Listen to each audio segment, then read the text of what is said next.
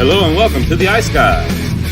This is the show that takes you into the world of the National Hockey League. Every game, every day, from a betting perspective. With pro sports handicappers, Ian Cameron, Alex B. Smith, and various guests from the world of hockey and sports betting. And now, here's your host, Ian Cameron.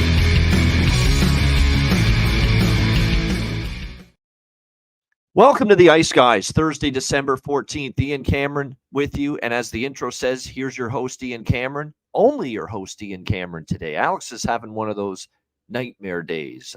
Things are not going well. Just everything that can go wrong is going wrong. His internet is not working the way it should. So Alex has taken the day to reset, collect his bearings, and he'll be back with us tomorrow and for the weekend. He is sending me his plays and his card for this Thursday night slate. So I will mention and relay what he is looking like here, or what he's looking for here as far as his wagers tonight in this game, or on the card tonight are concerned. Rather, we've got 8 games tonight in the NHL. We'll get to those in just a moment. Quickly though, let's look back on the Wednesday night slate. We had 5 games last night in the NHL. A very good win for the Devils in overtime against Boston. Fought through a little bit of a sluggish start to get the job done with the victory against the Bruins. Tricky spot for them coming back home off the West Coast road trip, and for them to be able to get the job done was absolutely outstanding last night. So credit to the Devils, 2-1 victory over the Bruins. Really hard fought, really tight checking game as well. That's now 3 straight unders head-to-head between Boston and New Jersey. It'll be interesting to see if that's something that continues moving forward. What else have we had? We saw Pittsburgh in a 4-3 shootout victory over the Montreal Canadiens to get their second win in a row. And this theme of teams doing well on the second night of back-to-back games, especially this week, we have seen many examples of teams playing well and winning on the second night of back-to-back games, and even a couple of teams that didn't win playing on the second night of back-to-back games, like Calgary, for instance, against Vegas, gave them a really tough game. And you're seeing that pretty much across the board right now. And Pittsburgh with a nice 4-3 win. I almost had to, I was worried I was going to have a heart attack when I saw Pittsburgh scoring 2 power play goals in the same game. But that's exactly what we saw last night against the Montreal Canadiens. So all of a sudden, and isn't it how this sport often works, where you cannot buy a goal with the power play for almost 40 man advantage opportunities like the Pittsburgh Penguins? They just couldn't buy a goal with the power play for weeks, going on months. And all of a sudden now they score, I believe, 1 power play, 2. I think they actually scored 2 against Arizona, if I'm not mistaken, the night before. And then they scored 2 power play goals last night against Montreal, spurring the comeback against the Montreal Canadiens, a wild shootout as well. Yeah, they had 2 power play goals against Arizona. So they go from almost 0 for 40 on the power play to 4 power play goals in the last 2 games combined. Crazy how that works. And all of a sudden, the confidence is coming back for Pittsburgh once again with the man advantage. They get a 4-3 win in the shootout against Montreal. Probably a bad beat of the night. I've seen worse, much worse, but tough beat at the very least was the draw for both me and Alex with the Ducks and the Islanders. I mean, that game was 3-3 with 2 minutes to go. Anaheim's got the power. And the way that matters worse is I had a piece of Anaheim as well. All you have to do with the power play late in the third is, even if you don't score, you think 2 minutes off the clock, you're going to get to overtime. But no, the Ducks give up a shorthanded goal with about 2 minutes to go, and they end up losing that game 4-3. Very frustrating. Very frustrating. We did have the over, though. We did have the over in that game, so it was nice to cash that. 4-3 Islanders continue to be an over machine, but to lose the draw in Anaheim, especially the draw in that fashion, man, tough pill to swallow. Buffalo, I'm sick of this team. I mean, I really am. I'm fed up. I keep hearing every time they win a game after a loss, and they keep saying, well, we got to string 2 wins together and play 2 good games in a row together. They can't. They're incapable of it. They did it again last night. You can't have that start against a really good hockey team like Colorado, and they're building down 3-zip in the first 12 minutes with sloppy play, with being hemmed in your own zone, with turning the puck over, with breakdowns defensively, without a fucking shot on goal in the first 13 minutes of that game. It was absolutely pathetic from the Buffalo Sabres in the first period last night. And yeah, they were a little bit better as the game went on, but you can't dig yourself that kind of hole on the road against a quality foe and expect a good result. It's simple as that. Awful stuff from the Buffalo Sabres. The only positive from them for them last night was the goal that they scored, and the fact that I had that as a goal prop last night was Zach Benson, who we talked about, another one of these players moving up to the top line, and he cashes in with the only Buffalo Sabres goal last night for them in that game against Colorado. So credit to Zach Benson. He got their only goal. And like I said, it was an ugly night in their own end throughout as they lose 5-1 to Colorado. To think that you started that game and played that way from the opening faceoff on a national TV game as well. Just awful stuff from Buffalo. And it's the kind of losses that make you think, you know what? This team has no chance in hell of making the playoffs because they cannot withstand prosperity. They just can't. They have a good win and they think that's enough and they can lay back and put their heels up and don't have to work the next game. It's just going to come naturally that we're going to win. No, you do have to work in this league to win hockey games, and you've got to put multiple performances in a row where you've got to bring that work ethic, and Buffalo didn't. Buffalo was not ready to play hockey at the beginning of that game last night, and they paid the price for it. And we talk about the Buffalo run now. As far as wins and losses off of victory, it continues to be just horrendous for this team. I'm going all the way back. They have not won 2 games in a row since October 29th and November 1st when they beat Colorado at home and then they won at Philly on the road. They lost it to Philly. They beat Toronto. They lose to Carolina. They beat Minnesota. They lose to Pittsburgh. They beat Chicago. They lose to Washington. They beat the Rangers. They lose to St. Louis. They beat Boston. They lose to Montreal. They beat Arizona earlier this week, and then they lose to Colorado last night. I mean, they just can't put 2 wins in a row together. It's ridiculous. It's totally absurd. So the next time you see the Sabres off a win, probably bet against them because they just can't put 2 good games in a row together right now. And how about the Winnipeg Jets? 5-2 victory after being down 2-0 after the first period of that game. Roar back. What a night for Gabe Vilardi. Did a tap dance on the LA Kings last night. First game against his old team. And we were all over those Gabe Vilardi props. We had the assist prop. We had the goal prop. I probably should have went in on some over 1.5 points props. I didn't get that aggressive with it because I didn't think he would go that wild offensively against his old team. But he sure did. What a night. 1 goal, 3 assists, 4 points. He factored into 4 of the 5 Winnipeg goals last night in that victory. So he was absolutely outstanding in that performance. And the Jets, after a bad start, end up beating the LA Kings 5-2 last night. I can't hit a best bet on this show to save my life right now. And I mean, all you need to know is look at last night. I used Winnipeg first period as the best bet. Down 2-0 after the first period, easy loser, come back and they win the game 5-2. I mean, Jesus. You can't script this shit right now. You can't. So the best bets can't win one. Can't right the ship with that. But the good news is we're absolutely rolling with the bargain bin specials of the night. Absolutely incredible. Another 2-0 sweep for yours truly with bargain bin plays last night. Morgan Geekie scoring the Boston goal, the only Boston goal against New Jersey, mentioning how he was up on the top line last night. But the handicap worked perfectly. He ends up scoring, getting that top line center opportunity for the Boston Bruins last night in that game. A great price as well for Geekie in that game, upwards of, I think it was plus 480 that I ended up having with the Geekie prop last night. So that was awesome. And then late, we had to wait till the third period, but finally we got Gabe Vilardi to find the back of the net for my other bargain bin special last night at plus 380. Or plus 340, I should say, with Gabe Vilardi. So a plus 480 on Morgan Geekie and a plus 340 on Gabe Vilardi. So a 2-0 sweep with the best bets. I'm just completely in awe with how many people bet them and how many people also parlayed them. Someone I know, or a couple people actually, on X, on social media, after Morgan Geekie scored last night, posted tickets of them betting Morgan Geekie to score the first goal of that game, which I believe was around 22-1, plus 2,200. So credit to you. I didn't have the guts to take him to score the first goal, but for those of you that did, wow, incredible casher, incredible hit there with Morgan Geekie to get the first goal of the game last night for the Boston Bruins. So Again, the props saved the day for me last night because it wasn't a great night with sides and totals. We did have the Pittsburgh-Montreal over. We did have the Anaheim Islander over, but not a great night for sides and totals, but the props were great. And we have a lot of props we like for this card as well. So I'm excited to talk more and more about that. There's someone here, Kurt, in the chat saying he hit Geeky, Benson, and Velarde. Holy shit, 77-1. My goodness. Just absolutely incredible right now with the parlays. I got to start doing that with these as well. I'm just going a little cautiously here, just betting them on their own.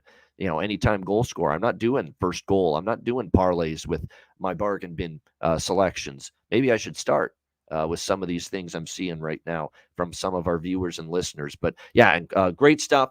See if we can keep it going as far as that's concerned with the success with the bargain bin specials. All right, with that in mind, let's get to it. We got 8 games on this Thursday night NHL slate. We'll begin in Toronto, Columbus Blue Jackets, Toronto Maple Leafs. We've got the Leafs minus 260, home favorites.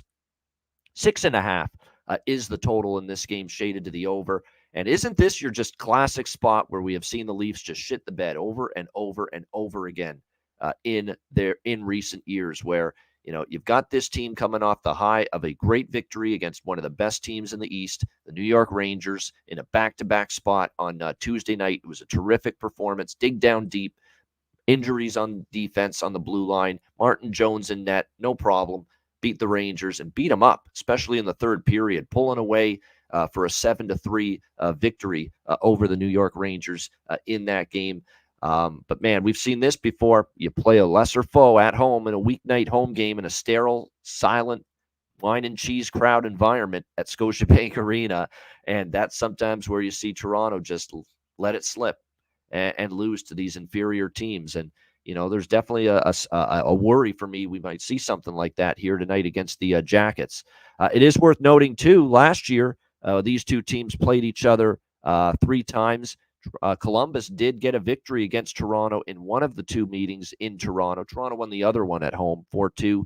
But Columbus did get a 4-3 win here in Toronto last year as well in the 2 meetings. So both, it's funny, last year, what I'm seeing here, they had 3 meetings, all of them later in the year. Toronto won in Columbus, and they split the 2 games in Toronto, the Leafs and the Jackets. Jackets aren't playing well. They're 1-4 in their last 5 games. They've struggled. They're really having a bunch of issues keeping the puck out of the net. You look at these last few games, 4 allowed to the Kings, 7 to the Islanders. Don't be fooled by the 5-2 win against St. Louis. They gave up 43 shots. Jet Greaves was the goalie that night, and he was very good for the Columbus Blue Jackets, and he's the main reason that they won that game, because they got badly outchanced, but they gave up a lot of chances, and they didn't pay the price for it, but they did against Florida, losing 5-2 on Sunday in their last game. Again, there's a lot of issues right now with this team as far as the defensive end of the ice, and it's going to be really worsened with Goodbranson now out for this game tonight. He is serving his suspension just for 1 game for his, display of aggression, if you will, on Nick Cousins in that game against Florida on Sunday. So definitely you look at it, they're going to miss him. That's a key pillar on the blue line as far as shot prevention, as far as blocked shots, as far as physicality, as far as clearing the front of the net, defensive posture. You miss that with Goodbranson, and they're already without Damon Severson, a good veteran stay-at-home defenseman, and Adam Boquist, who's been one of their better defensemen. So depleted blue lines here both ways. Hard not to see the goals flowing in this game here tonight. We don't have goaltenders confirmed yet.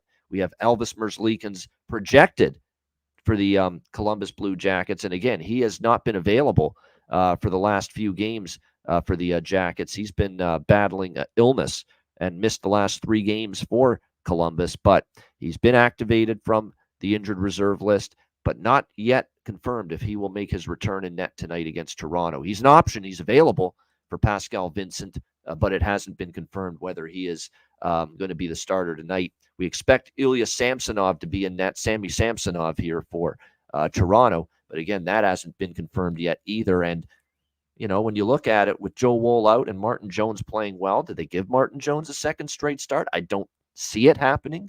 I think they'll probably go back to Samsonov, but it hasn't been confirmed as of yet. Either way, there's a lot to like here in this game. I think you could go first period over. Although, when you look at the number here with the first period, the juice is a little high. I would wait for it live. First period, both teams to score, absolutely. I think first period, both teams to score in the plus 150 range makes a lot of sense here in this game, certainly over 6.5. And what I'm going to do here in this game is I'm going to do Columbus and draw. Now, I'm not really, I like the draw more than I do Columbus in this game. But I've seen it, before with the Leafs here, that these are these spots where sometimes you get all excited about a big-time victory and you're just not able to bring it the next night at home against an inferior foe. I've lost count. I've lost count of how many times Toronto's lost in these spots over the years. Inferior teams off a big win in a weeknight and playing a weeknight home game against a team they should beat. I can't imagine how many times they've faltered in this spot over the last few years. So I'm going to go, especially with first period, both teams to score over 6.5. Little sprinkle on the Jackets here, which you can get as high as you can actually get as high as plus 210 right now with Columbus. Bet Online has plus 210 out there with Columbus, so you get a really good price there. And the draw can be found at FanDuel at plus 400. That is an absolutely outstanding price here for this draw in this matchup with the Jackets and the Leafs. So Toronto Maple draws, and let's be real, if not for the third period where they turned it on and the Rangers, look, if you rewind that Leaf Ranger game, it was 4-3 going into the third. The Rangers got 2 goals late in the second. Rangers took a bad penalty early in the third.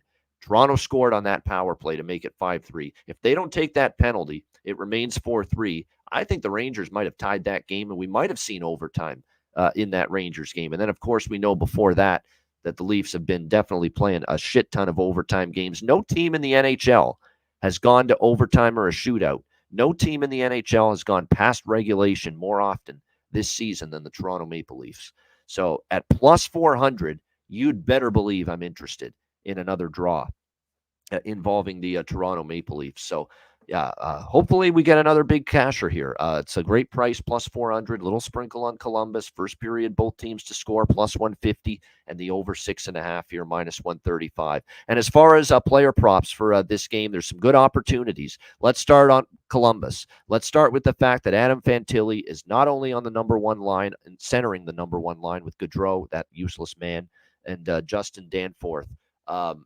Adam Fantilli is from Nobleton, Ontario, a nice little town in the York region, north of Toronto. He's a Toronto kid. He's probably going to have some family friends in attendance tonight for this game, you would believe, with the Blue Jackets playing in Toronto. And so obviously Adam Fantilli props are worth a look and then some here in this hockey game tonight. You could get plus 370 for him to score a goal at FanDuel. Assist is plus 240. You could go in those two directions. This might be a night, too, where like Gabe Vilardi for Winnipeg, who went off last night against L.A., Adam Fantilli close to home, he's got the potential maybe to be a multi-point guy tonight. Absolutely. So, Fantilli to get a point, just 1 point, is plus 120. If you really want to get bold here and look for some good plus money, you could go with Adam Fantilli. How about over 1.5 points at Bet365? Over 1.5 points for Adam Fantilli, plus 750. How about that for a price? Adam Fantilli over 1.5 points, plus 750. That's what you call, as Cosmo Kramer said on Seinfeld, that's called tickling the buying bone right there. Plus 750 with that price for Fantilli to get 2 points tonight against the Toronto Maple Leafs. That definitely stands out.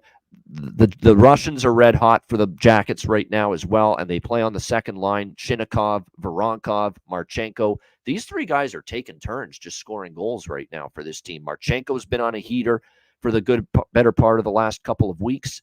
Voronkov has been chipping in, not nearly as much as the other two, but he's been chipping in, and he does have goals for the Jackets in three goals in the last 10 games. He's cooled off a little. But Shinnikov's the one that's really amped things up here lately for the Jackets. He's got goals in back-to-back games for the Jackets, 3 goals in the last 2 games, 4 points in the last 2 games for the Jackets. So any of those 3 Russians are worth a shot here tonight probably as well. Patrick Laine is down on the third line, which tells you all you need to know that, Pascal Vincent has soured on this guy, and I don't blame him, at all. So Sillinger and Laine and Kent Johnson are on the third line for the Columbus Blue Jackets going into this game tonight. Johnson might be someone to maybe consider here as well, as far as props are concerned. I've noticed he's really been working hard since he's been back with the Jackets in this tour of duty. So maybe his props as well. And then you go to the Toronto side of the equation, and there's some opportunity here for them. Now, Matthews and Marner are red hot right now. And when they get on a roll, it can keep going. We'll see if it continues tonight. There's actually a couple of sleepers right now for the Toronto Maple Leafs. I shit you not, Calle Yarncroke. I'm going back to Calle Yarncroke. He has a nice little heater going with 5 points in the last 5 games, 2 goals in the last 4. You could do a sprinkle with him. And how about David Kampf? I mean, this guy, you couldn't put the puck in the ocean for like 3 seasons with this hockey team. Honestly, he could not put the puck in the frickin' ocean. You gave him the Atlantic Ocean to shoot the puck, he'd miss. And for the longest time. And now all of a sudden, David Kampf, even on a 4th-line role, not getting a ton of ice time, he has now scored goals in 3 of the last 4 games here for the Toronto Maple Leafs. So I'm telling you what, it's not crazy to sprinkle a couple of bucks on Kampf. Why not? He's got a little lightning in a bottle right now, plus 650 on him to score a goal tonight. And then I'm going back to the well with the guy that was moved up to the top line with Matthews and Nylander in the last game against the Rangers. He's back there tonight. Now, odds makers have adjusted the Noah Gregor price, but you can still get plus 340 at DraftKings, plus 350 at FanDuel, which is still a terrific price for someone moving up to the top line with 2 of the best players on the team. So there's no doubt I'm going to give a shot once again to with Noah Gregor for the Toronto Maple Leafs tonight on the top line with Matthews and Nylander. It's a really good game. I expect a lot of action. I expect a high event game. I expect, chance for a lot of goals. So it's a good game as far as player props are concerned. All right, next up, we've got Washington and Philadelphia. Capitals, Flyers, Philadelphia minus 135, home favorites, 5.5 the total in this game. Tough loss for the Flyers against Nashville at the end of the road trip because they dominated that game. They were the better of the 2 teams. And as you know, in this sport, the better of the 2 teams doesn't always win the game, the one that's playing better. And Nashville was more opportunistic. Philly loses 3-2 in overtime to the Predators, even though they outshot Nashville 39-22. So very, very disappointing loss because they deserved a better fate. That snapped their 4-game win streak. They're back home after the 3-game road trip through Arizona, Colorado, and Nashville. We'll see how they fare here in this game. They're only 6-7 on the road, the Philadelphia Flyers, and I point that out, or 6-7 at home, the Philadelphia Flyers. I point that out because they actually have a better road record, and I don't want to lay this price with them in this spot. I don't want Washington either. Don't get me wrong. Even though Washington's won 2 in a row against the Rangers and the Blackhawks, think about the schedule here. Rangers, they beat in a bad spot for the Rangers. They had the LA Kings game the very next night, and you figured that was a bit of a flat spot for the Rangers, and they played like it. And then they played Chicago on a Sunday night, and Alex would, if he has mentioned on the show many a times that, Chicago stinks in Sunday night home games, so I don't want to put too much stock and credence into Washington winning that game either. So, to me in this spot here tonight, it's just not much of an opinion for me. I was looking maybe to look at Philadelphia, but I'm not interested at minus 135 at that price. And, to be honest with you, Washington, to be with the record they have, 14-8-3, with Ovechkin, clearly showing diminished capabilities and a little bit of a decline here early in the season with his goal scoring ways. It's been remarkable to see it. And it's been, scoring from unexpected sources. It's been, goaltending from Lindgren in particular that's been really good. And that's another thing that makes me leery of betting Philly here is Lindgren's in net. He's been better than Darcy Kemper as of late. Carter Hart projected in net, but we don't know for sure yet if he will be the starter. I'll tell you what, for Washington, we know Dylan Strome and Tom Wilson have been pretty good for them, but they've lately been seeing Connor McMichael, Anthony Mantha. This is probably the best stretch of hockey he's played. He's scored in back-to-back games. I don't hate that. Anthony Mantha to score a goal tonight as a prop look for the Washington Capitals. He's picked his game up lately for them. What else do we have? I know Occupancy, one of our great Ice Guys family members here, likes Nick Dowd. Nick Dowd did score 2 goals, and he's one of those players that sometimes he scores in bunches.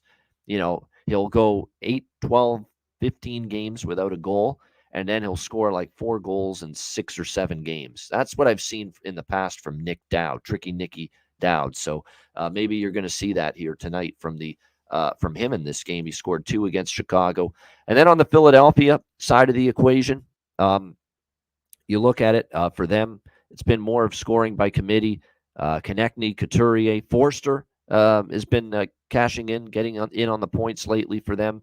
No question about that. So those are some looks maybe on the Flyers side as far as props go.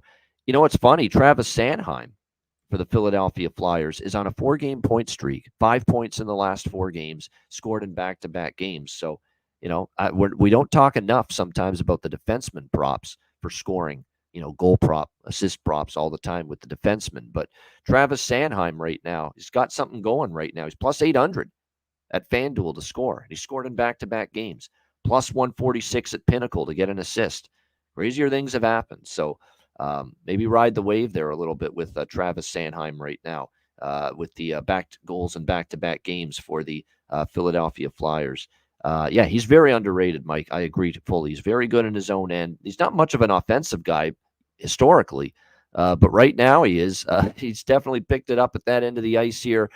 This not only lately, but this season. He does have 17 assists on the season, and let me just see here, 21 points in 28 games. Like, that's insane production.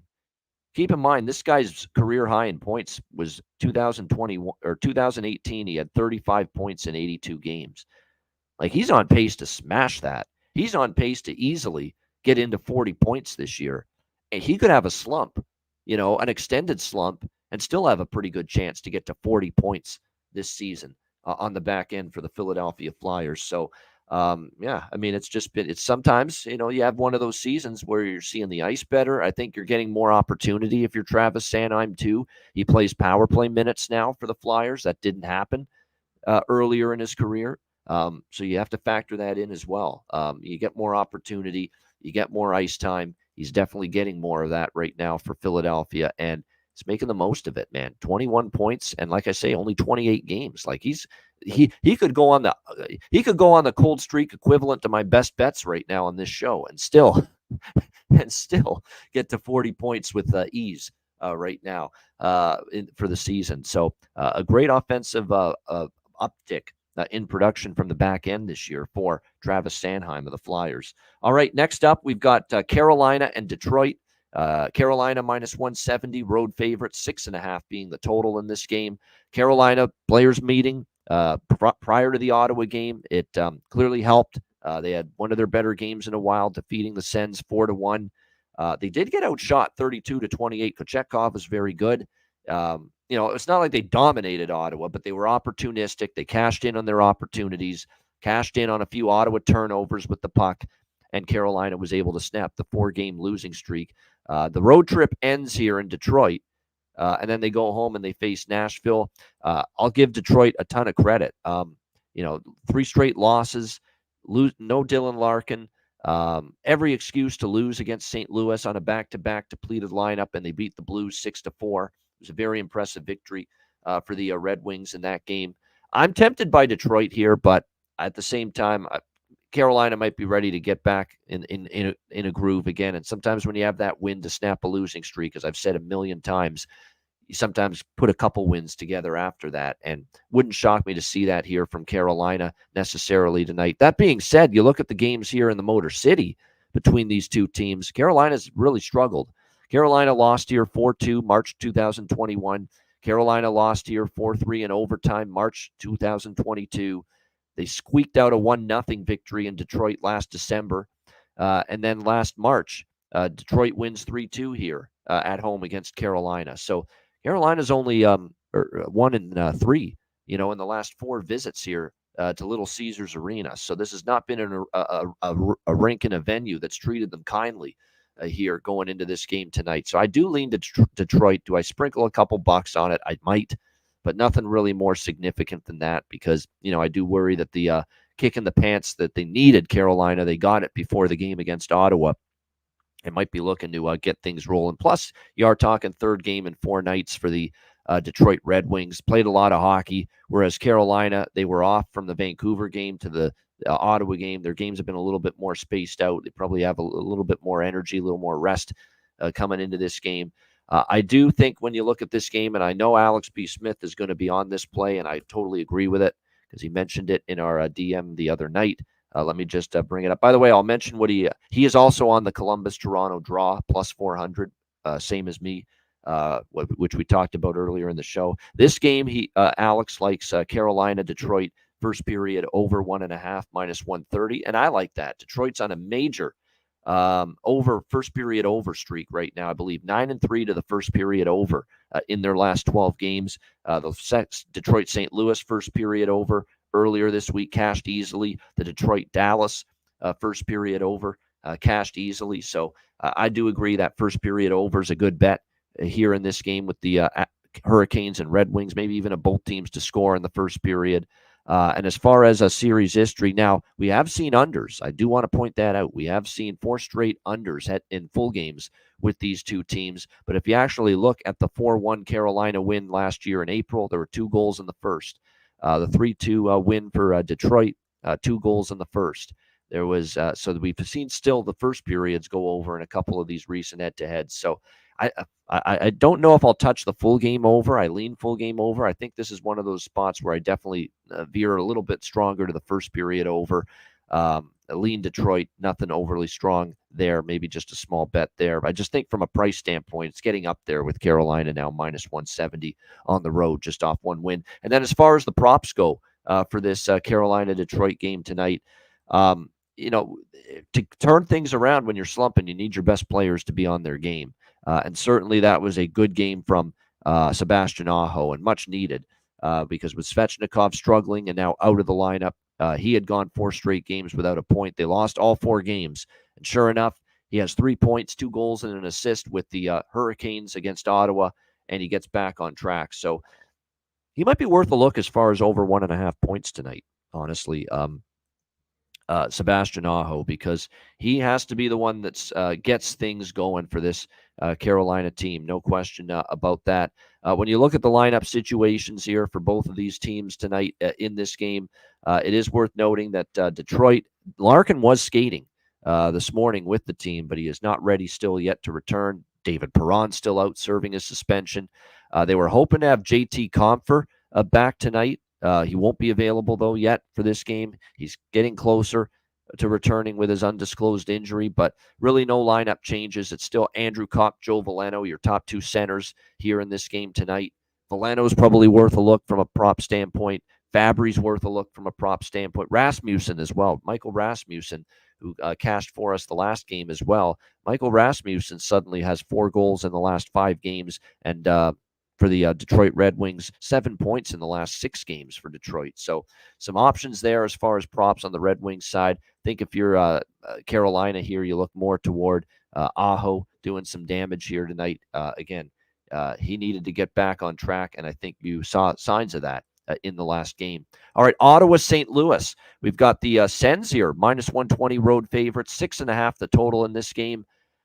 Normally, you know that when a team fires the coach, I'm almost always betting on that team the first game after the coaching change. And I certainly initially leaned St. Louis here, but everything I hear from Ottawa after the loss to Carolina, they weren't happy with their effort. They weren't happy with the turnovers. They said they were sloppy. We need to be a lot better. And to be honest, Ottawa was playing some pretty good hockey before the Carolina game. They ran into a Hurricanes team that, had that players meeting, kind of that desperation, that sense of urgency was there for the Hurricanes, and kind of Ottawa ran headfirst into that.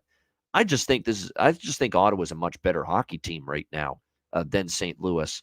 And I think Ottawa's bringing it tonight after what I heard from multiple players. Josh Norris, Brady Tkachuk, DJ Smith, everyone said we were not good that night against Carolina. So I think they're going to have a solid effort here in this game. And keep in mind, they are 500 at home, 3-3. They haven't played a lot of road games this year. So it's going to be a road-heavy schedule for the Ottawa Senators coming up, starting with this game. They're going on a nice lengthy road trip right before Christmas.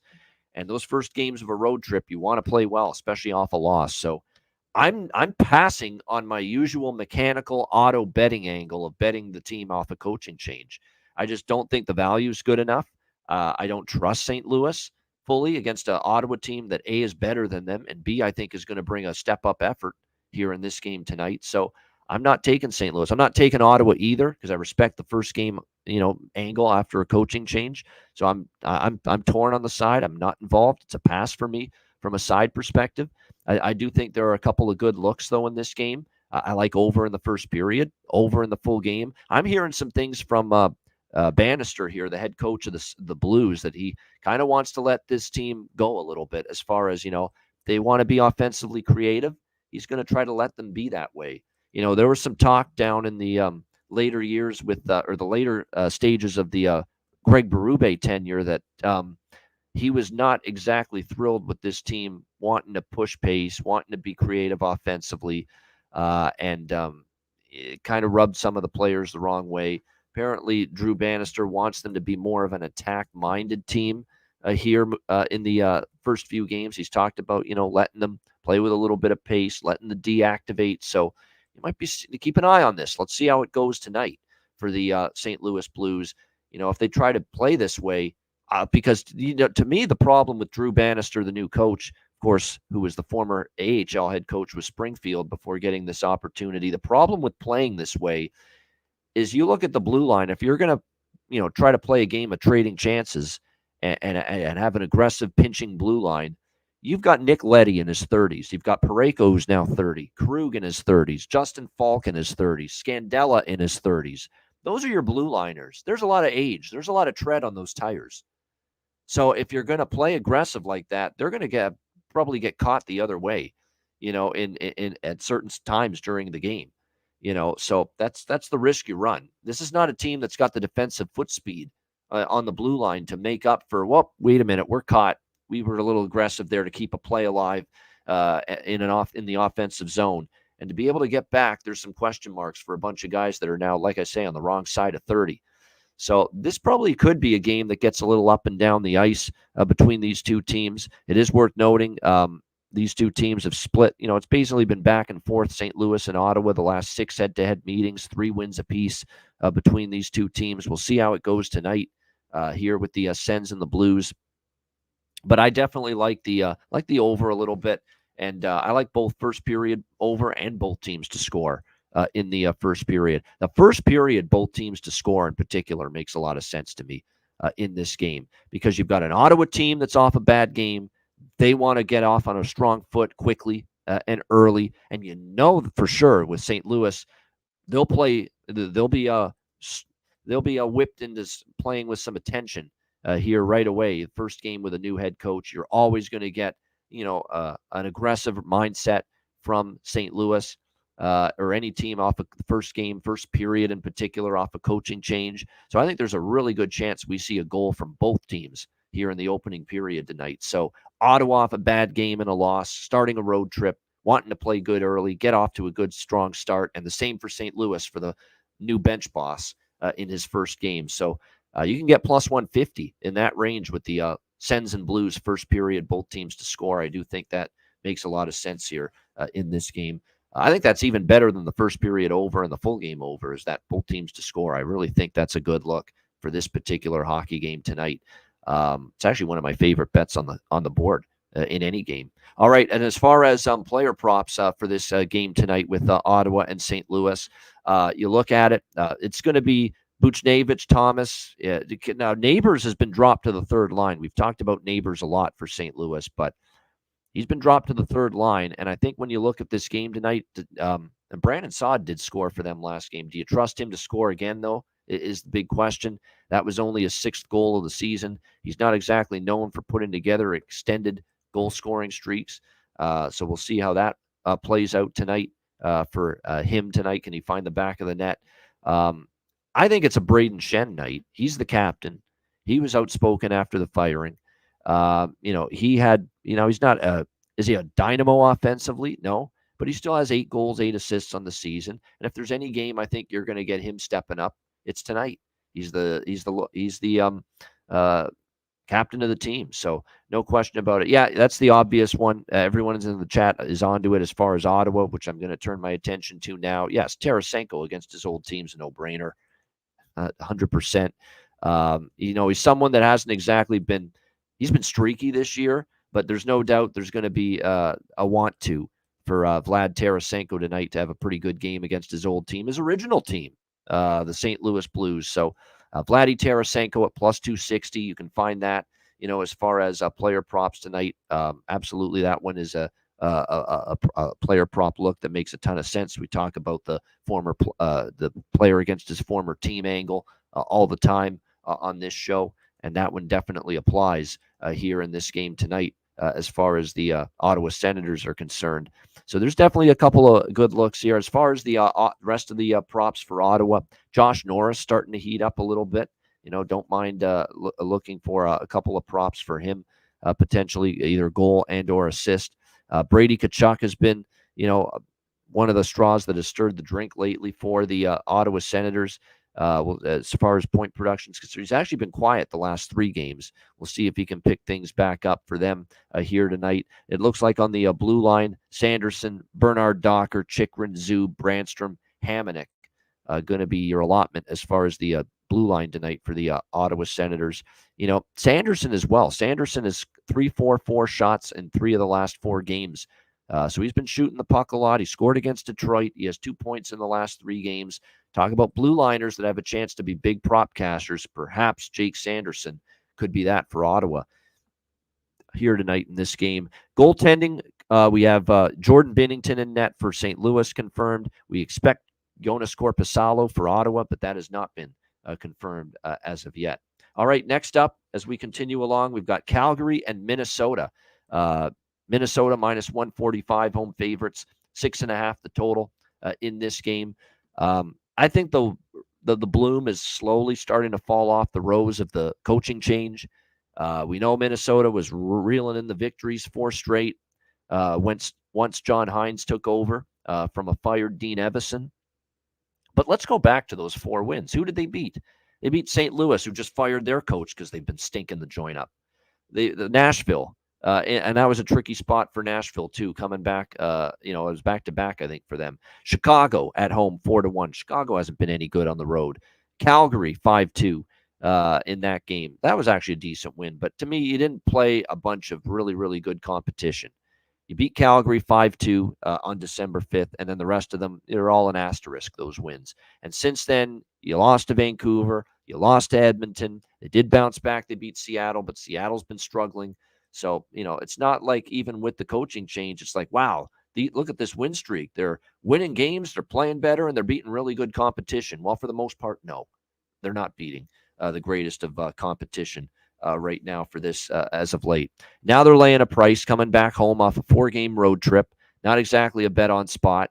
And what's also concerning here for Minnesota, the cluster injuries on the blue line for the Minnesota Wild are starting to rear their ugly head again. And not just any cluster injuries. We're talking about 2 of your best, if not your 2 best defensemen. Jonas Brodin was already out, long-term injury list for the hit he took from Evander Kane. He won't be eligible to be activated until January the 2nd in the new year at the earliest. Now, to make matters worse, Jared Spurgeon, who is, I think, right there with Jonas Brodin as the best shutdown defenseman on this Minnesota Wild team. Spurgeon is now day-to-day with a lower body injury and won't play tonight for Minnesota. So you're taking away 2 of your best defensive defensemen here for the Wild tonight against this Calgary Flames team. It's not what you want to see. Not at all. Now, Calgary is struggling. 1-5 their last 6 games. It's been a pretty big-time murderer's row schedule, though, right? You look at the month of December, it's been one really tough opponent after another. Vancouver, Minnesota, which we just talked about, they lost that game 5-2 at home to the Wild. 3-2 win against Carolina, where they came back in the 3rd. They played a good New Jersey team, lost 4-2. Colorado and Vegas on back-to-back nights on the road earlier this week. So this is just a team that's been gone through the gauntlet lately. The Calgary Flames faced an absolutely brutal schedule in recent games. Now they play a Minnesota team that just beat them in Calgary a couple weeks ago. So you have short turnaround revenge. You got a little bit of a step down for Calgary after all the really tough teams they've played. You're getting a pretty nice price on them here at plus 125. And, oh, yeah, it's a banged-up blue line right now for the Minnesota Wild. Probably your two best shutdown defensemen out. Now, Tanev's out for Calgary. We mentioned that. That definitely hurts them at the defensive end of the ice. And in their first game without Chris Tanev, he got injured in the Colorado game, and then they end up giving up the lead and losing 6-5, give up goals there. Vegas, they give up 5 goals. They're going to give up goals probably tonight too. So I'm going to go with Calgary here, plus 125. I'm also going to go first period over. Little both teams to score in the first, and also over 6.5, because I see defensive issues galore both ways here. I see a Calgary team without their best shot blocking machine leading defenseman, and I see Minnesota without their two best shutdown defensemen tonight in Jared Spurgeon and Jonas Brodin. So this definitely has, based on the lineup configuration, the blue line configuration. I mean, look at Calgary. Hanifin, good in his own end, but every bit an offensive-minded defenseman. Same with Anderson. Eager's good defensively, but Osterley, Gilbert, and Nick DeSimone, there's some holes there. And then for Minnesota, when you look at their blue line, Brock Faber's more of a offense-first defenseman for the Minnesota Wild, and of course he's going to get more ice time for them right now. And then you've got Alex Goligoski's a liability. I'm sorry, that guy is a nightmare at times in his own end. Alex Goligoski and John Hines, the deft coach that he is, who absolutely knows what he's doing. I'm being facetious when I say that. John Hines has this guy on his top pair tonight for the Minnesota Wild, Goligoski. He's like Gostisbehere. I've talked about this with Gostisbehere over the years. He's great with the puck. He can move it. He can play on the power play, but he can be a nightmare with the turnovers and the gaffes defensively at times. And you've got that guy with the young kid, Faber, on the top pair. They could get eaten alive, that pairing, by opposing top lines.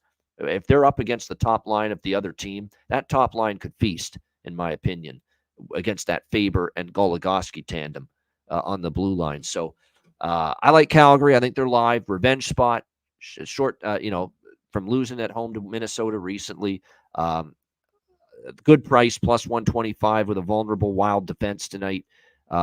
Over in the first period, both teams to score in the first, over 6.5. I really do like them all, quite honestly, here in this game. Philip Gustafson confirmed in net for the Minnesota Wild. It's not confirmed yet who's in net for the Flames. We saw Dan Vladar against Colorado. We saw Dustin Wolf against Vegas. It's going to be one of those two guys because Jacob Markstrom ain't coming back anytime soon. But we don't know which one just yet. And then as far as player props go, we're going back to with the Russian Rocket right now for Calgary, and he's getting the job done. Yegor Sharangovich, he is starting to find it, and it was only a matter of time before the floodgates start opening. You don't play this long on the top line with the skill, the finish that you have, the ability that you have, and go with all those chances, all those shots on goal, posts, crossbars. He was snake bit for the longest time, Sharangovich on that top line. And now finally the floodgates are opening, and he's seeing those chances and shots turn into goals. He has goals in 3 straight games for Calgary, 4 goals in the last 3 games for Sharangovich. So absolutely, we like the props there for him tonight with Lindholm and Mangiapane on the top line. Connor Zary on the second line, we're always interested. But definitely number one prop for me with Calgary is absolutely going to be Yegor Sharangovich tonight for them entering this matchup. This could be a night, too, with all the issues with Minnesota on the back end. Noah Hanifin, point prop, assist prop, goal prop, could be worth a look. Rasmus Anderson's been collecting the points on the blue line. Some of these defensemen for Calgary, and they're both going to play power play as well. Hanifin and, not so much Anderson, but Hanifin will. Hanifin will be on the number 1 power play unit.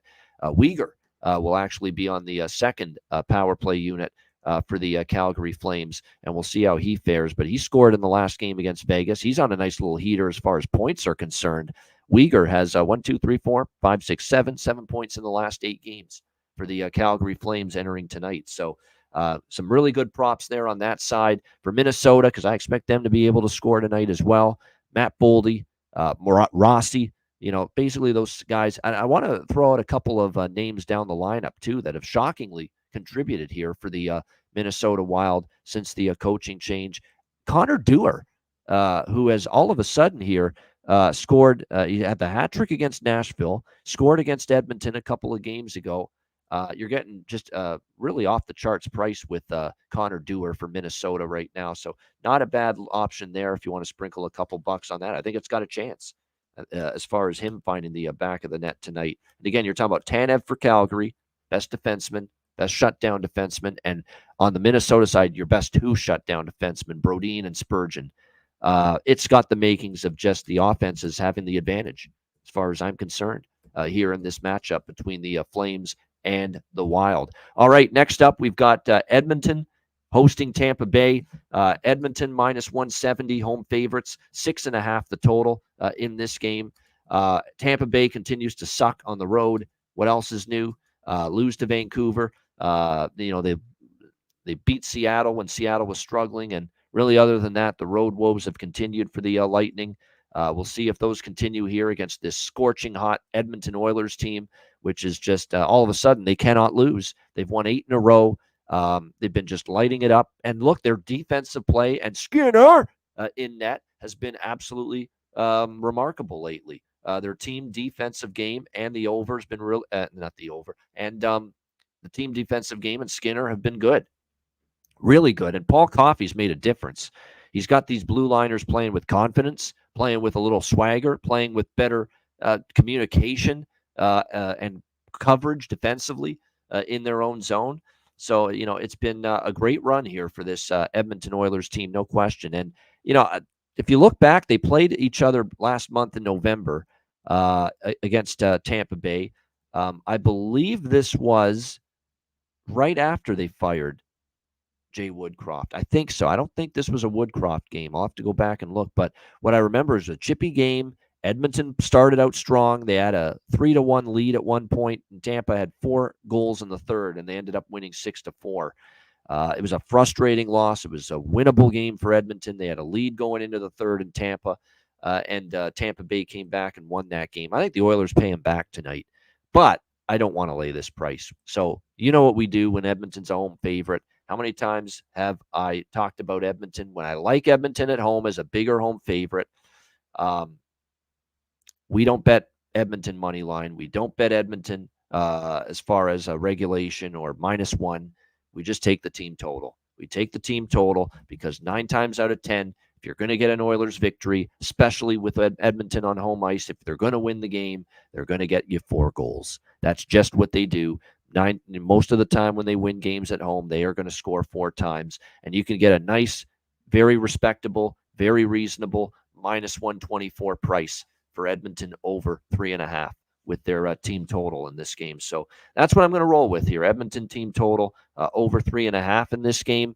The funny thing with betting Edmonton games over right now is that they're shutting teams down. They're scoring at home. Like they have scored during this homestand. It's now the 8th game of this homestand, and they've got one more after this.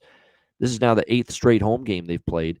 They've scored 8, 5, 3, 6, 4, 4, 4 in the 7 games on this homestand. So they've been scoring, but not every game's been going over the full game total because they've shut down teams. They held Chicago to 1 goal. New Jersey, a very good offensive team, to 1 goal. Carolina to 1 goal. So the question is, will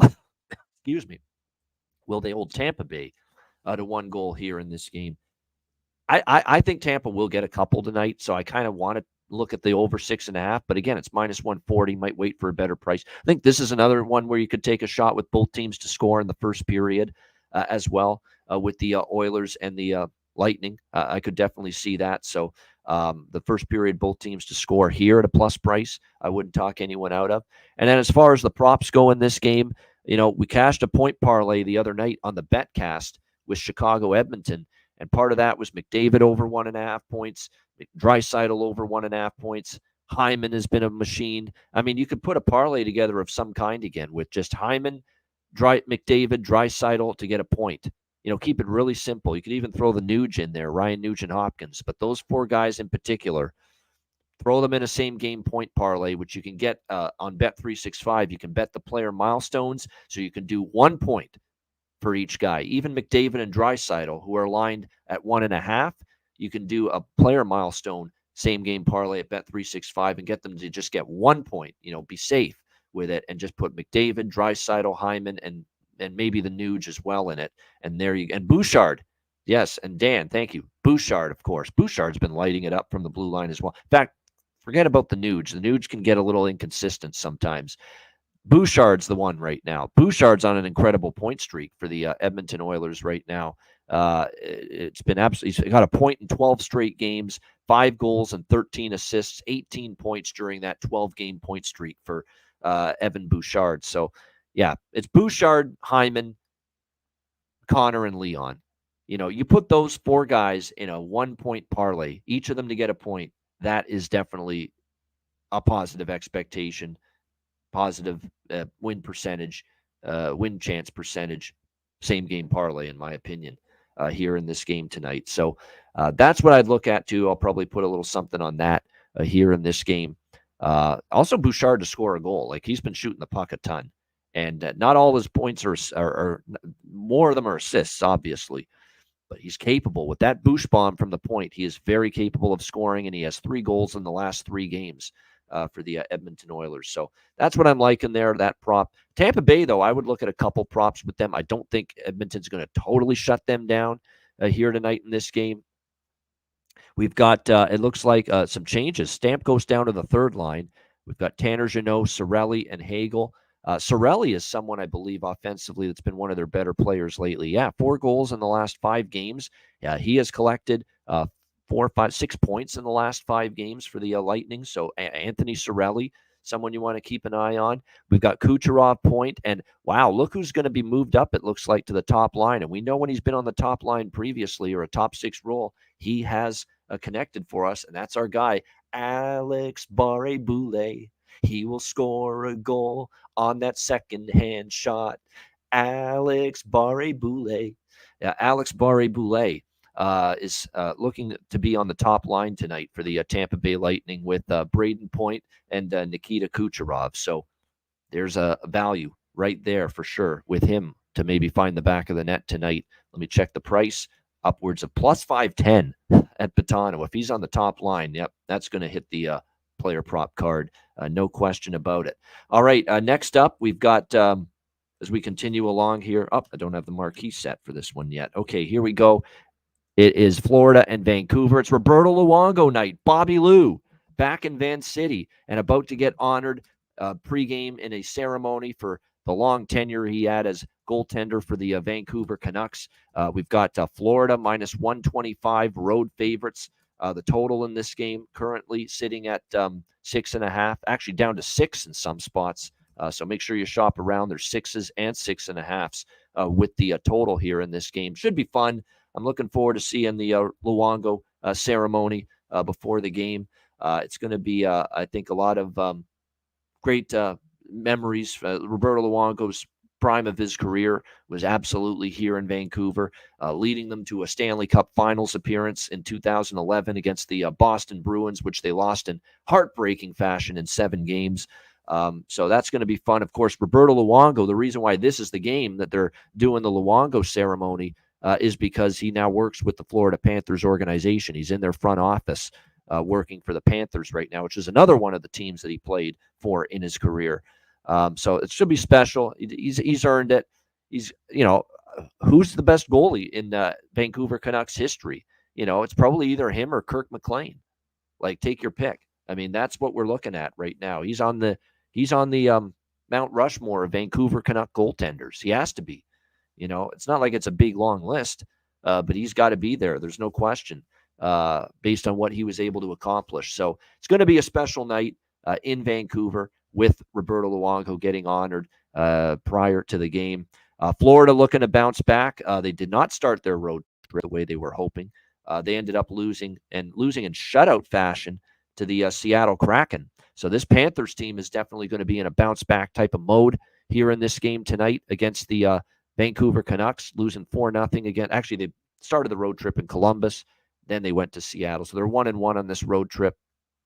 Vancouver's just rolling along. I mean, 3 straight wins here on this homestand against Minnesota, Carolina, and Tampa Bay. There's no way I'm laying a price with Florida here because Vancouver's just disrespected game in and game out. It's almost like there's people just thinking this team's a sham. They're a farce. They're an absolute, fraud, and they're not going to keep it up. I'm going to use that. It almost feels like the odds makers are feeling that way about Vancouver. Now, have they regressed a little bit from October? Yeah. I mean, things have been a little bit more inconsistent, a little bit more up and down for Vancouver the last few weeks. But, for me, I will not go against Vancouver at this price. Now, there are some concerns here about how much I put on. I'm going to be on Vancouver, but I might keep it to a lesser bet. And there are a couple things that do concern me here about Vancouver. It's the end of a good long homestand. And sometimes that final game of that homestand, when it's been a good one, like it's been for Vancouver, and sometimes you don't bring that best effort. You don't have that best performance because you're going on the road. You got shit that's on your mind as you prepare to start that road trip, which Vancouver will in Minnesota on Saturday. They start a road trip before Christmas. I've seen this spot before. A good long homestand, and you did well on the homestand, and then that final game you kind of spit the bit. Okay, I have seen this before, so I worry a lot about that for Vancouver tonight. But from a value standpoint, there's no question the value is Vancouver right now. They have done nothing wrong. They have just gone about their business and won games. Florida, we talk about them. Last year, they had some issues with consistency on the road. This year, they are 8-7. The road record's actually not bad, 8-7. But Vancouver's been just absolutely on fire here at Rogers Arena in Vancouver, 11-4 on home ice this year for the Canucks. So I am going to be on Vancouver, but with some trepidation, with some caution, with a lesser position on them here tonight at plus 105. So it should be interesting. As far as the total goes in this game, we'll have to see head-to-head series history between these two teams. We've seen the I shouldn't say the overcast. We did have a push because one of the games was 7, but we have seen 7 or more goals between the Panthers and the Canucks in 4 of the last 6 games. I don't know if tonight's going to be that way, though. I got a feeling, just a gut feeling, this may not get over the total. So just beware here, especially on Luongo night, and it's likely going to be a Sergei Bobrovsky, Thatcher Demko matchup. I could see the goalies wanting to put on a show here tonight on Roberto Luongo night here in Vancouver tonight. So I'd be a little careful with the over. As far as player props for this game, I'm going back to the well with the usuals for the Canucks. I mean, Besser's on fire. I wouldn't talk anyone out of that. Now, you don't get the same value with him, but certainly Besser's been absolutely outstanding. Mikheyev and Lafferty on the top line with Pettersson are undervalued. Again, I'd go back to the well there. Höglander on the second line as well for the Vancouver Canucks. For Florida going into this game, it looks like we're going to see Evan Rodriguez back on the top line with Barkov and Reinhart. So I think Rodriguez might be worth a look here for the Panthers tonight. No question, moving on up the lineup. I like the idea of that going into this game tonight. And you know what I really like? Here's a sneaky little angle. Here's a sneaky angle here for this game. As Don Cherry would call him, we've got Oliver Lawson Tossum, Oliver Ekman-Larsson here for the Florida Panthers, facing his old team, Vancouver, the team that cut him loose. Said, you had a shit year for us, out you go. You don't think that guy wants to do something to maybe make an impact tonight, Ekman-Larsson? And to credit to Ekman-Larsson, too. He has definitely worked his tail off to bounce back, and he has had a bounce back year. 7 goals, 7 assists, even plus-minus rating, which is a hell of a lot better than it was last year, that's for sure, when he was minus 24 with Vancouver. 14 points in 28 games. He only had 22 points in 54 games last year. So he's on pace to shatter, the number of points he had last year for Florida. So Oliver Ekman-Larsson, I'm going to go a goal and an assist prop for him. Sneaky bet with him facing a team that just said, hey, you stunk for us. Get the hell out of here. Now, obviously, it didn't go down that way. But that's kind of the way it went down. Like, you sucked. You were terrible. We don't want you anymore. And we will do anything it takes to get your stinking contract off our books and take us out of salary cap purgatory. So I'm sure that hurt for Ekman-Larsson. I know it did. I'm sure it did. So I'd say he plays a hell of a game tonight on the back end for the Florida Panthers. So Ekman Larson, you can get plus 775 at Betano to score a goal tonight. Why not? Or to get a point, it's let me see what his point prop is. Plus 142. I'm seeing many books have his point prop, but nobody's got assist props for him. I just see goal and point props. So I guess that's what we're betting then. The goal prop plus 775, probably a little more for me on the point prop at plus 142. Cheshire Cat is asking about Ekblad. Ekblad plays on the power play. Now he plays the number 2 power play unit for the Panthers. He hasn't scored in a long time, though, Aaron Ekblad. And he doesn't have a single goal this year. And I'm looking at his shots on goal numbers. Yeah, he's got 1-0 and 1 shot on goal the last 3 games. So it kind of feels like, a leap of faith here with Ekblad, because he doesn't have a goal this year for the Florida Panthers. Now, he's played well. I'm a little surprised he hasn't produced more than he has. He's only got 4 assists, 4 points in the 12 games he's played, but he missed a shit ton of time. So, we do be a little bit careful as far as, being too worried about his lack of production, with all the time that he missed early in the season for the Florida Panthers. All right, next up, it's the final game of the night, Chicago Blackhawks and Seattle Kraken. We've got Seattle minus 230 home favorites, 5.5 the total here in this game. Nothing on the side here. Now, Seattle lost to Chicago in the Windy City just recently. So kind of a revenge spot, if you will, for the that's 5.5. Sorry, I got to fix the marquee there. 5.5 with the total here, Chicago and Seattle. I'm actually going to bet over 5.5 here. I'm a little surprised that this total is this low here in this game tonight. 5.5 with these two teams. I think it's possible. Seattle has not been scoring in bunches lately, but we just saw them snap their losing streak, get a little confidence back offensively, put up 4 goals in the victory against the Florida Panthers that snapped their losing streak. So I think there's potential for that, incentive to carry over here. Revenge spot, like I said, for Seattle because they lost in Chicago on November 28th, 4-3. They probably will bounce back. By the way, 4 straight meetings between these two teams have gone over the total. Since October of last year, start of last year, 4 meetings between these teams, all of them going over the total. 5-4, 8-5, 7-3, and 4-3, the final scores in those games. So to me, 5.5 was just, I had to do a double take when I saw this total. It's like, it's 5.5 minus 115, really? With these two teams? I think we're going to see enough goals here to get over that number. Now, keep in mind for the Blackhawks, it's really just the same usual cast of characters that have been out. Hall, Athanasiou, they've been out for a while. Seth Jones has missed the last game for Edmonton. He's out again, but we'll see how they fare without him. But they were, I think they're still capable offensively. There are actually a couple good props tonight here in this game for the Blackhawks. Beauvillier on the second line with Tyler Johnson and Anthony Radish. He did score his first goal with Chicago a few days ago against St. Louis.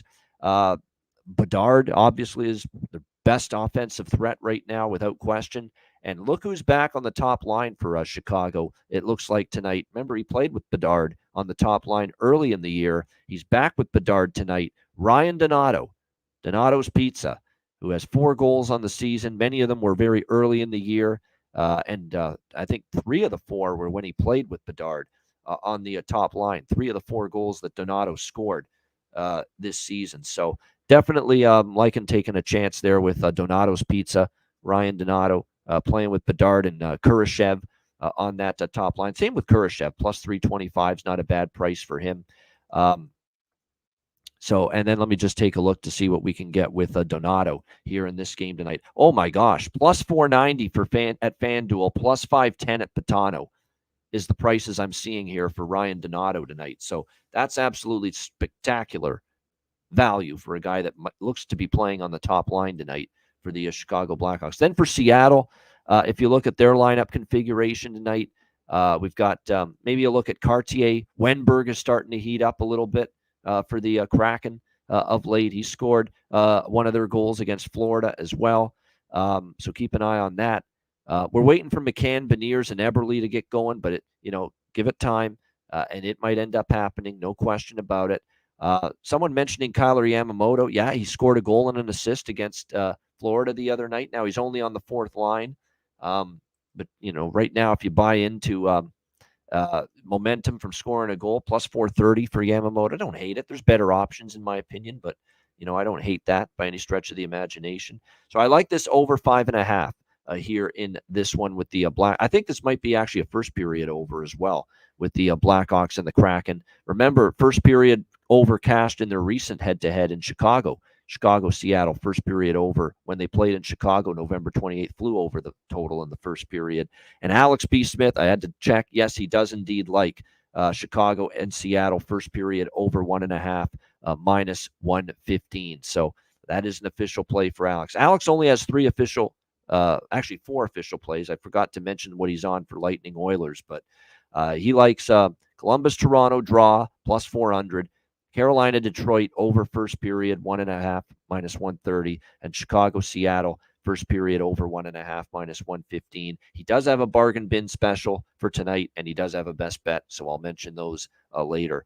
And yes, I also like that first period over and over 5.5 here with Chicago and Seattle. All right, great stuff. That's the Thursday card. Shout out to everyone in the chat. Hit the like button. I don't mind doing these shows on my own when Alex can't make it. No problem doing it. We bang it out. We hit them up, and we give you all the sides and the totals and the player props analysis that you could ever want with every single NHL game on the board right here on the Ice Guys show. Make sure you check out patreon.com/Ice Guys. Just $10 a month. Goalie charts, totals charts, power ratings, the daily betting card, and the daily player props posted there at patreon.com/Ice Guys, just $10 a month. And again, if we're not able to bring back YouTube Family Plan memberships in January, we will put all the members-only content on Patreon moving forward. So make sure you get on Patreon and subscribe and sign up if you haven't already, just $10 a month. And I know many of you have won a lot more money than $10 on some of these bargain bin special bets that have been cashing in left and right lately. So no excuses. $10 a month. Patreon.com/Ice Guys. Just $10 a month. Get in on that and keep rolling in the dough, which we hope to keep doing here on this show moving forward. Patreon.com/Ice Guys. Get in and sign up, just $10 a month. And also get your Ice Guys merch and gear at iceguys.myspreadshop.com. All right, time for the bargain bin special of the night. I've got to follow up a 2-0 sweep. We'll see if we can do it. We'll start with Alex B. Smith, his bargain bin special. He's gone to the Chicago-Seattle game, and now my bargain bin is not this, but I totally agree with it. This bet was on my short list for bargain bin special tonight. Alex is using it as his bargain bin special, and I agree with it fully. We just talked about him. Donato's Pizza, Ryan Donato for the Chicago Blackhawks. Alex bet plus the price he got, let me just double check, was plus 490, I think. Yeah, plus 490 at FanDuel. An amazing price playing with Bedard and Kurashev on the top line. You can get plus 500 at FanDuel now, it looks like. Plus 510 at Patano, but you can get basically close to plus 500 on Ryan Donato to score a goal tonight for the Blackhawks. Love that. Great selection by Alex. I think it's got a great chance to hit. Ryan Donato, plus 500, bargain bin special of the night for Alex with the Chicago Blackhawks in that game. My bargain bin special of the night, there's some good opportunities here, some good situations tonight on the board. There's lots to choose from, lots that I'm interested in here tonight in this game. But when it's all said and done, I'm going to go back to, let me see what, it's going to be from Columbus, Toronto for sure. Let's do another 2-pack, man. Let's do another 2-pack. I can't choose. I can't choose between these two from the Leaf Jacket game, a game that I think is going to have a lot of offense in it tonight as well. But I'm going to go with two players, one for Columbus, one for Toronto in the Leafs Blue Jackets game. And the obvious choice for Columbus, we're going at plus 370 at FanDuel. Adam Fantilli, the hometown kid, back in Toronto, where he's just grew up north of the city. He'll be amped up to play well tonight and find the back of the net. And don't look now, he's going to play on the top line, centering it with Johnny Gaudreau and Justin Danforth. So not only the opportunity is there, He's got the price. He's got the motivational incentive angle of playing close to home. He has 3 goals in the last 3 games for the Columbus Blue Jackets as well. So Adam Fantilli plus 370. Bargain bin special number 1. Bargain bin special number 2. We're going to take a shot with him once again. Another guy up to the top line, playing with 2 of the best players on the team for Toronto with Matthews and Nylander. Noah Gregor, one more time, plus 350 at FanDuel for Noah Gregor for the Toronto Maple Leafs. He is one of those guys that has incredible speed. This guy can flat out fly on the ice if you've watched Noah Gregor play in the past. And he's getting that opportunity tonight alongside Matthews and Nylander. Now, it was last minute that he was put on the top line on Tuesday against the Rangers. Now he knows he's going to be on the top line. He's had a game under his belt with his line mates, Austin Matthews and William Nylander. I expect more of a comfort zone for him playing on that top line tonight for the Leafs. So I'm definitely excited about that. What is this, Mike? He's playing on the 4th line. What's this? It's news to me. Is that true? Let me just refresh, double check. I haven't seen anything that tells me he's on the 4th line. Let me just a couple of sites here. No, I see Gregor, Matthews, Nylander. Those were the morning skate. I remember one of the Leaf reporters tweeting it out earlier on X that Gregor was still skating on the top line at morning skate this morning with Matthews and Nylander. So we'll take a look. Let me just. Nyes is back. Let me just double check. We might just keep it to Fantilli. Actually, you know what? I've got another one in mind for the Leafs if indeed Matthews, because he's not bargain bin material if he's going to be out again. Let me just double check here. We got to get some confirmation here as far as Matthew Nyes is concerned. Because you're right, Matthew Nyes was on that spot on the top line, but he missed the last game. Let me just see. Yeah, Matthew Nyes remains out due to illness, according to multiple people here on social media. Aren't they your team, Mike? Aren't you supposed to know this shit? Come on, Mike. I mean, you're supposed to be on top of this. You're the Leaf fan. Holy goodness. Trying to tell me that Nyes is going to be back in the lineup. Everybody known to man is saying he's out again here. Holy goodness, Mike. You got to do better. Do better. Come on. Let's go. But nevertheless, doesn't look like Matthew Nyes is playing. That's what I say here. That's what I see here pretty much everywhere, according to the latest reports. Let me see. We've got all our Leaf reporters that we follow here on this damn thing. We'll see what they're all saying right now. Let me just see. There's some mystery there is some mystery surrounding the Leafs lineup. We've got some other stuff. So we'll make it at what the group looks like and how to best manage that. Samsonov. Yeah. Gregor was skating he's on the ice for the morning skate. He missed last game due to illness. So it's kind of an unknown right now. Right now, it looks like Gregor's going to be on that line, but I would not use him as a bargain bin if he's not going to be on that top line. And okay, Matthew Nyes was on the ice for the morning skate, missed the last game, but he was not in the line rush. The line rush was Gregor, Matthews, and Nylander, even though Nyes was on the ice. So that's what we're. And Timothy Liljegren, by the way, I'm reading too, is going to be returning very soon for the Leafs. Not tonight, but looks like he's going to be returning very soon. It's tough now because I don't feel like I'm 1,000% sure he's going to play here in this game tonight. But I like Fantilli, Fantilli for sure.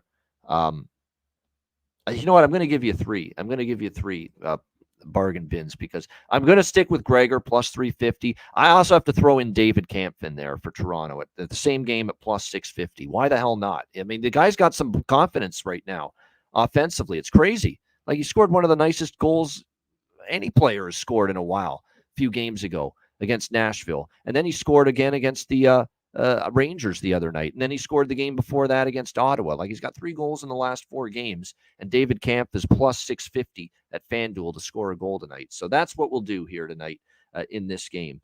We're going to go we're going to go 3 in this game. And the only reason I'm going with 3 bargain bin specials here tonight is because we're unsure if Gregor will actually start on the top line tonight. So we kind of want a second option as a backup in case Gregor's down on the 3rd or 4th line again. So here's what we got. Bargain bin specials. We got Donato for Alex for Chicago at plus 500. Ryan Donato. We've got Adam Fantilli plus 370 for me with Columbus. We've got Noah Gregor plus 350 for me with FanDuel.